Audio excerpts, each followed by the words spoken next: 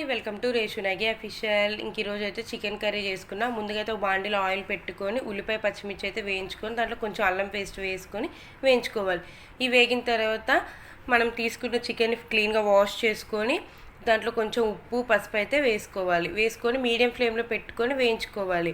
చికెన్లో ఉన్న వాటర్ అంతా రిలీజ్ అయిపోయిన తర్వాత దాంట్లో కొంచెం తగినంత కారం అయితే మన స్పైస్ లెవెల్స్కి అడ్జస్ట్ అయ్యేంత యాడ్ చేసుకోవాలి. కారం యాడ్ చేసుకున్న తర్వాత దాంట్లో కొంచెం ధనియాల పొడి అలానే కొంచెం గరం మసాలా అయితే యాడ్ చేసుకొని ఒక 2 మినిట్స్ అట్లా లో ఫ్లేమ్లో ఉంచేసుకోవాలన్నమాట. అంటే మొత్తం చికెన్కి అంతా పడుతుంది. తర్వాత మనం గ్రేవీ కర్రీ కాబట్టి కొంచెం అయితే వాటర్ యాడ్ చేసుకున్నాం. వాటర్ యాడ్ చేసుకొని ఇంకా మూత పెట్టుకొని అట్లా కొంచెం హై ఫ్లేమ్లోనే ఉంచుకోవాలి వాటర్ అంతా ఇంకిపోయేదాకా. లాస్ట్ ఒక 5 మినిట్స్ ముందు కొంచెం కొత్తిమీర వేసుకొని మీడియం ఫ్లేమ్లో పెట్టేసుకుంటే కనుక చికెన్ మంచిగా కుక్ అవుతుంది. ఇంకా పైకి ఇట్లా ఆయిల్ అంతా తేలితే మన చికెన్ కర్రీ రెడీ. ఇంకా సర్వింగ్ ప్లేట్లో సర్వ్ చేసుకోవడమే.